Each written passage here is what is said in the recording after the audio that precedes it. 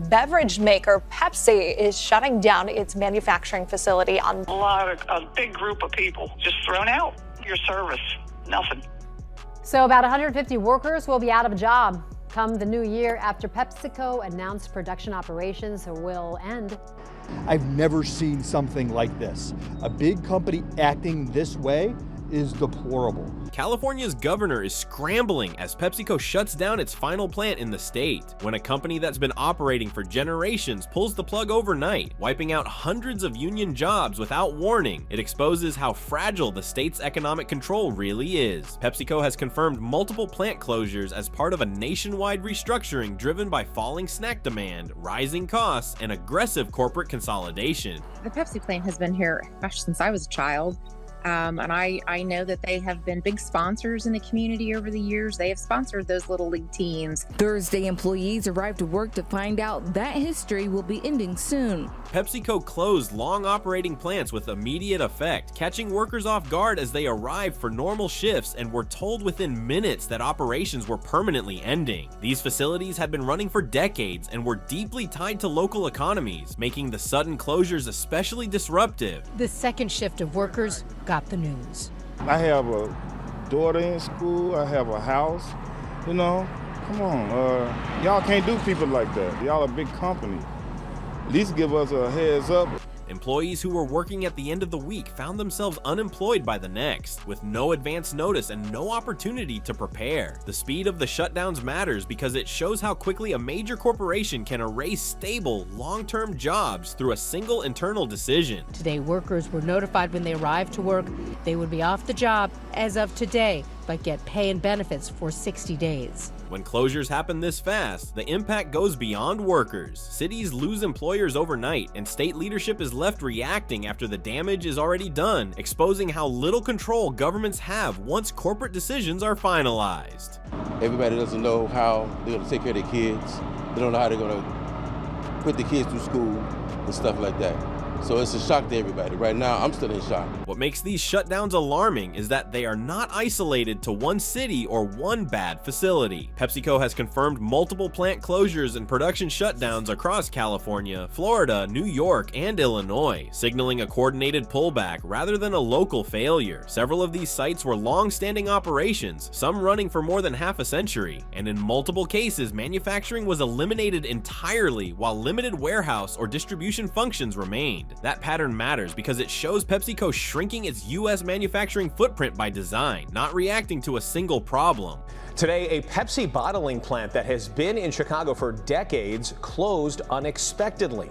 Shocked employees at that Southside plant are suddenly unemployed. Once closures appear across multiple states at the same time, the message changes. This stops being a regional labor issue and becomes a national restructuring move, one that puts pressure on state leaders who now have to explain why legacy employers are disappearing on their watch. There is a lot of uncertainty for about 100 workers at the Muncie PepsiCo distribution center. The company just announced plans to close that location. PepsiCo's own performance shows why these closures are happening now. The company has reported weaker snack demand in North America, with consumers buying fewer traditional chips and packaged snacks as prices rise and habits change. At the same time, operating costs have climbed. Energy, transportation, labor, and compliance costs have made older, less efficient plants harder to justify, especially when corporate leadership is under pressure to protect margins. PepsiCo has responded by consolidating production into fewer facilities and trimming what it makes. PepsiCo will offer more budget-friendly snacks, launch cleaner and high-protein options, and cut costs next year.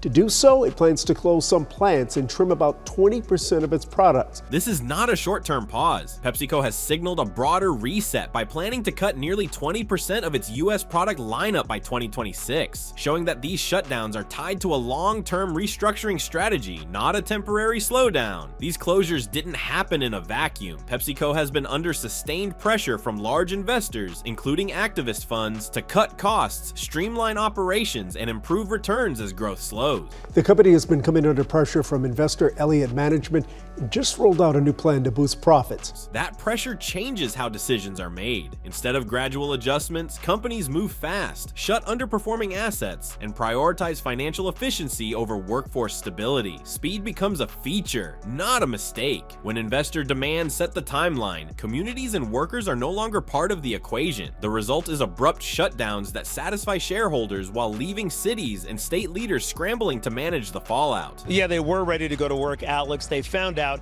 at about 5:45 this morning that this decades-old Pepsi plant was going to be closed for good. The workers affected by these closures are not easily replaceable. These plants employed unionized, long-tenured workers, many with 20 to 30 years of service, earning stable wages that supported families and entire neighborhoods. These are manufacturing and logistics jobs that do not transfer cleanly into today's job market. Most workers are mid-career or late career, meaning retraining is harder, relocation is costly, and comparable pay is rare. Losing these positions creates long-term damage, not short-term disruption. Pepsi says the building is pretty old, has its physical limitations, and these employees are trying to figure out what they're going to do next. When jobs like these disappear, the impact spreads quickly. Local spending drops, small businesses feel it, and communities built around steady industrial work lose their economic anchor almost overnight. A significant portion of the displaced workforce was near retirement. Workers in their late 50s lost positions they expected to hold for the remainder of their careers, forcing an unexpected return to the job market with limited options at similar pay levels. Gonzalez says he worked as a forklift operator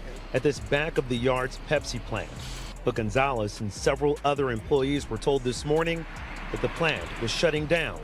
This timing sharply increases the damage of the closures. Retirement plans built over decades are interrupted, income stability is lost, and financial obligations such as healthcare and education remain fixed while earnings disappear. And guys, make sure to subscribe, like, and comment why you like this video for a chance to win a new Apple MacBook. PepsiCo is now facing a federal lawsuit a week after it shut down its back-of-the-yards plant with no notice. Local Teamster 727 filed the suit, accusing PepsiCo of violating the Worker Adjustment and Retraining Notification Act. The shutdowns immediately triggered legal scrutiny. The union representing workers alleges PepsiCo violated the WARN Act, which requires large employers to provide advance notice before plant closures or mass layoffs. According to the union, workers received no meaningful notice despite the size of the workforce and the permanent nature of the shutdowns. That allegation turns the story from a business restructuring into a potential labor law conflict with financial and reputational consequences. FTC is suing PepsiCo for retail favoritism in its business practices. It says that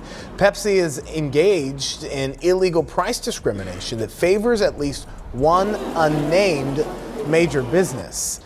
PepsiCo maintains that its actions comply with legal requirements, setting up a direct dispute that adds another layer of risk for the company and increases political pressure on state officials already dealing with job losses. PepsiCo says the closures were driven by aging facilities with physical limitations and claims the decisions meet legal requirements. The company has offered limited short-term pay and benefits while shifting operations elsewhere. Many of the workers here, like you said, they showed up to work and within they say just a couple of minutes asked to go home and try to very quickly find a new job. What stands out is timing. These plants had operated under the same conditions for decades, yet the decision to close came abruptly, without modernization attempts or advance notice. That makes the explanation less about infrastructure failure and more about corporate prioritization, where speed and cost reduction outweighed workforce stability. When a company the size of PepsiCo shuts down long-standing plants, it immediately becomes a political problem. These closures signal to investors and other corporations that manufacturing operations can exit quickly, which raises concerns about the state's overall business stability. Finally disappear.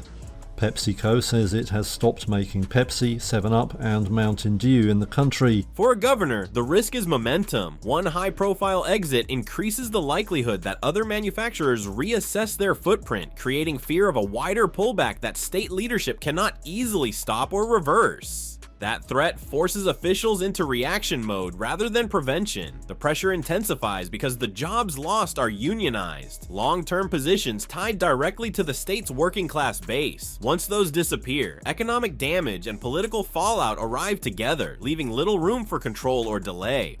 And the nightmare of doing that while carrying the responsibility of raising the next generation is extraordinary. Rising operating costs, higher energy prices, regulatory complexity, and aging industrial infrastructure have made manufacturing less competitive, yet there was no effective push to modernize facilities or incentivize reinvestment before closures occurred. State leadership responded only after jobs were lost, shifting from prevention to damage control. The risk now is momentum. Once a company like PepsiCo exits, smaller manufacturers, bottlers, and logistics firms reassess their operations, weakening corporate confidence and increasing the likelihood of additional departures. The concern is not a single closure, but the acceleration that follows. California has a budget problem. The Legislative Analyst Office is predicting a gloomy outlook for next year because too much money is being spent and not enough is coming in. Economic fallout arrives in stages. Payroll and business tax revenue decline, local spending contracts, unemployment claims rise, and budget pressure emerges months later after public attention has moved on.